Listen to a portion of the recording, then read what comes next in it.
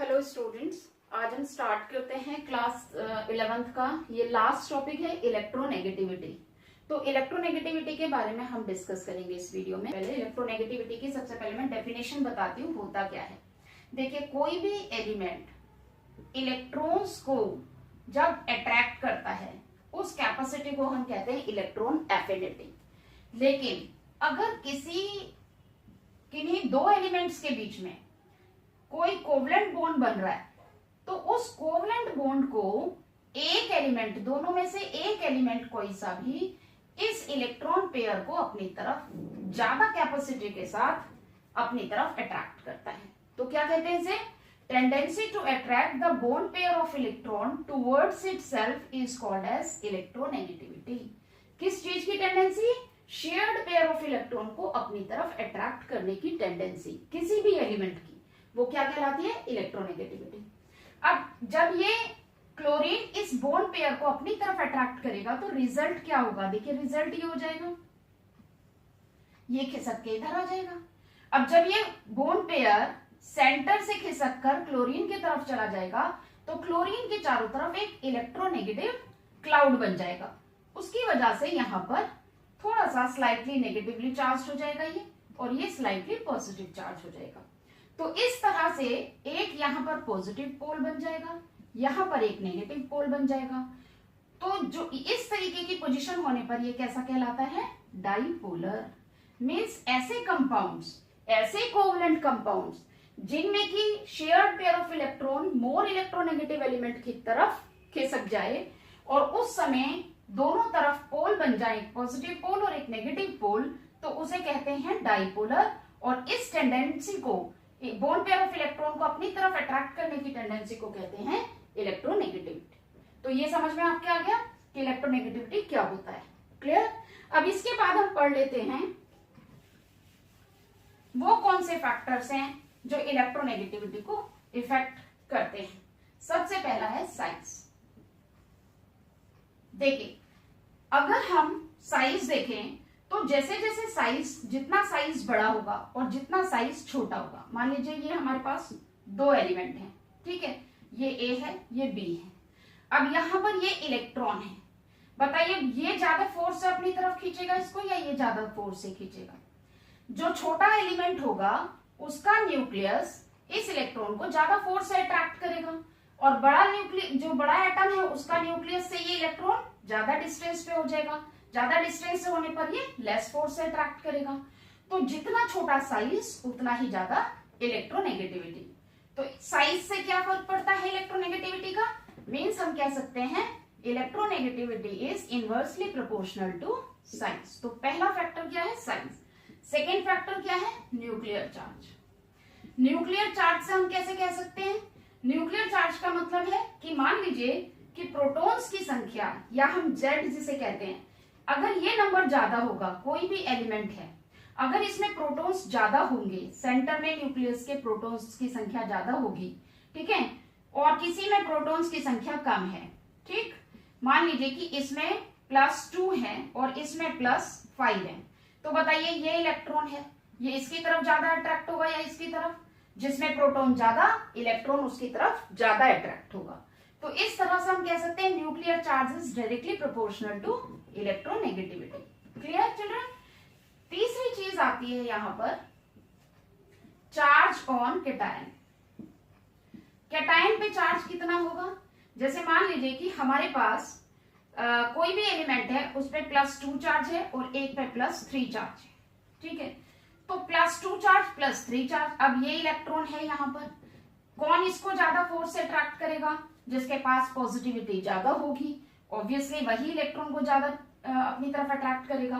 तो जितना बड़ा कैटायन होगा, जैसे कि मान लीजिए Mn+2 है आपके पास, या Mn+6 है, या 7 है, Mn7 में भी होता है, मान लीजिए 7 है, तो कौन इलेक्ट्रॉन को ज्यादा अट्रैक्ट करेगा? ये इलेक्ट्रॉन को ज्यादा अट्रैक्ट करेगा। तो इसका मतलब electronegativity is directly proportional to charge on cation.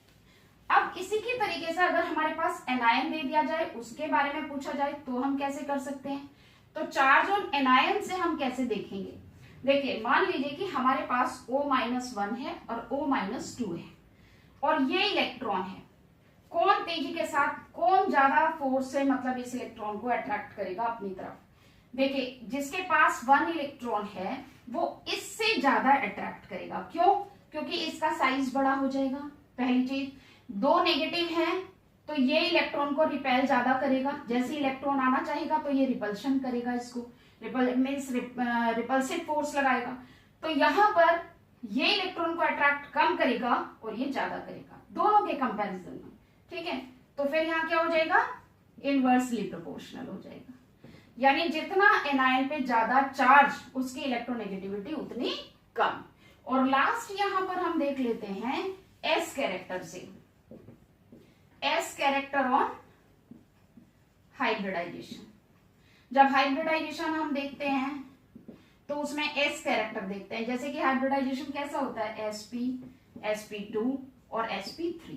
अब देखिए यहां पर एस कैरेक्टर कितना हुआ, 50-50% हुआ, 50% ये 50% ये। अब ये 3 में से 1 है तो 33% हो गया, ये 4 में से 1 है तो 25% हो गया, 25% हो गया।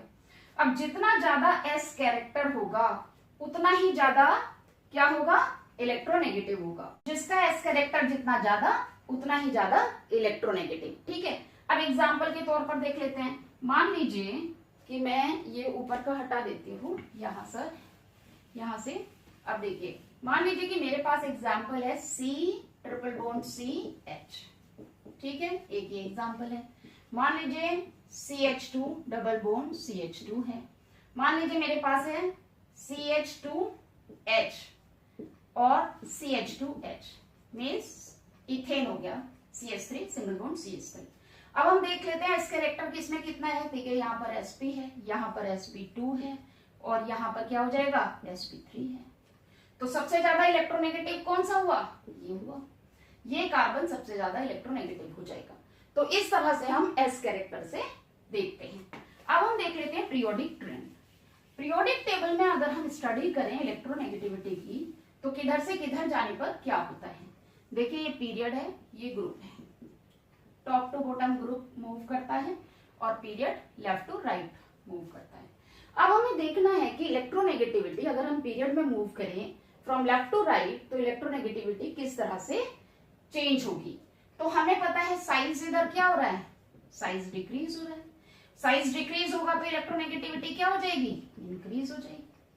तो जिधर साइज डिक्रीज होगा इलेक्ट्रोनेगेटिविटी बढ़ जाएगी। ग्रुप में क्या होता है, साइज इंक्रीज होता है तो इलेक्ट्रोनेगेटिविटी क्या हो जाएगी, डिक्रीज हो जाएगी। सिंपल सी चीज है। ठीक है, तो ट्रेंड जो पीरियोडिक टेबल में चलेगा वो इस तरह से चलेगा।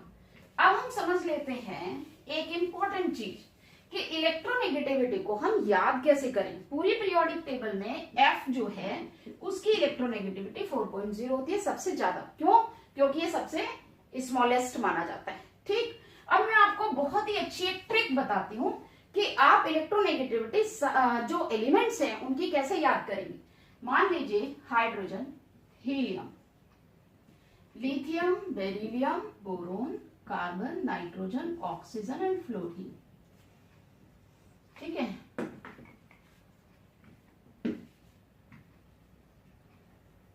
Fluorine, lithium, beryllium, boron, carbon, nitrogen, oxygen, fluorine and neon. ठीक, यहां पर हीलियम, नियोन, आर्गन। और नीचे लिख देती हूं मैं थोड़ा सा, आर्गन। अब देखिए सोडियम, मैग्नीशियम, एल्यूमिनियम, कार्बन के बाद silicon, nitrogen, phosphorus, oxygen, silicon और फ्लोरीन, क्लोरीन। ठीक, थोड़ा सा ये अब सबसे पहले इंपॉर्टेंट चीज क्या समझनी है। इंपॉर्टेंट चीज ये समझिए कि जितने भी इनर्ट गैसेस हैं उनकी इलेक्ट्रोनेगेटिविटी सबकी जीरो होती है। क्यों? क्योंकि they have completely fulfilled electronic configuration, they never need to gain the electron, so their electronegativity is zero. Clear?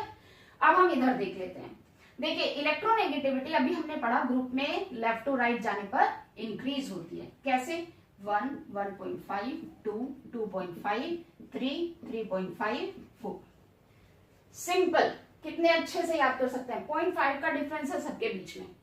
1, 1.5, 2, 2.5, 3, 3.5, 4। ठीक, लेफ्ट टू राइट जाने पे इंक्रीज हुई। लेफ्ट से राइट अगर आप आएंगे तो डिक्रीज होगी, तो क्लोरीन की होती है 3, ठीक। 3 के बाद 2.5, 0.5 का डिफरेंस, यहां पर 0.5 का डिफरेंस, यहां पर 0.4 का डिफरेंस, तो फास्फोरस की कितनी हो जाती है 2.1, फिर 0.3 का डिफरेंस तो कितना हो जाएगा 1.8, फिर 0.3 का डिफरेंस तो कितना हो जाएगा 1.5, फिर 0.3 का डिफरेंस तो कितना हो जाएगा 1.2, फिर 0.3 का डिफरेंस तो कितना हो गया 0.9।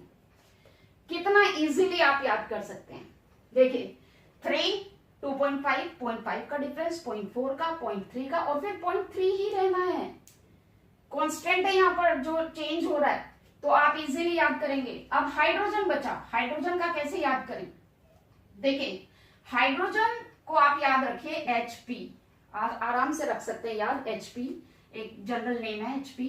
तो जितनी फास्फोरस की होती है इलेक्ट्रोनेगेटिविटी वही हाइड्रोजन की होती है 2.1।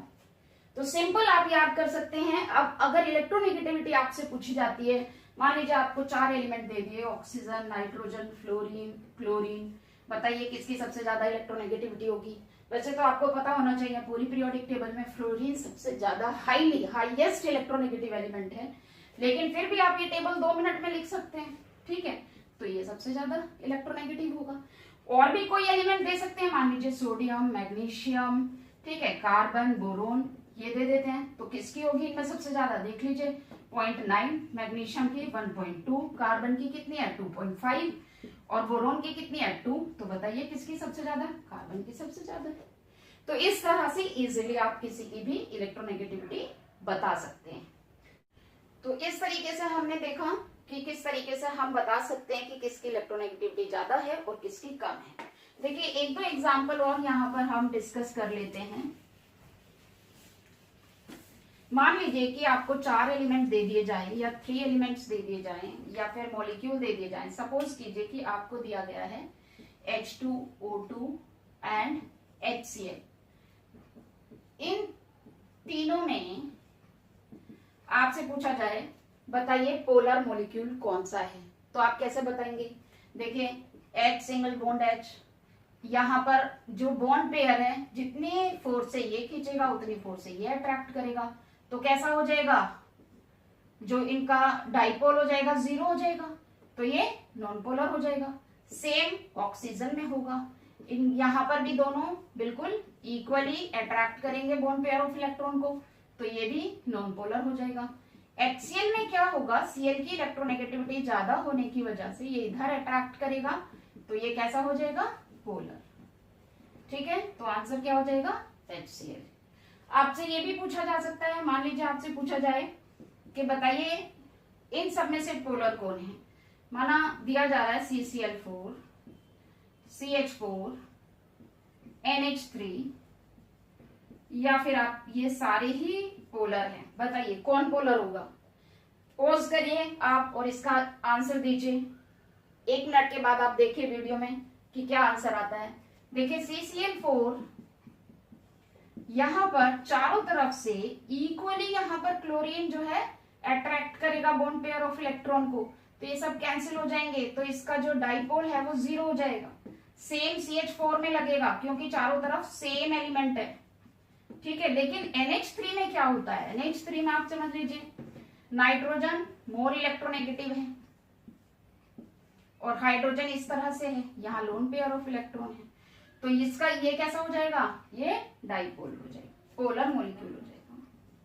तो इस तरह से हम इलेक्ट्रोनेगेटिविटी से रिलेटेड क्वेश्चंस के आंसर दे सकते हैं।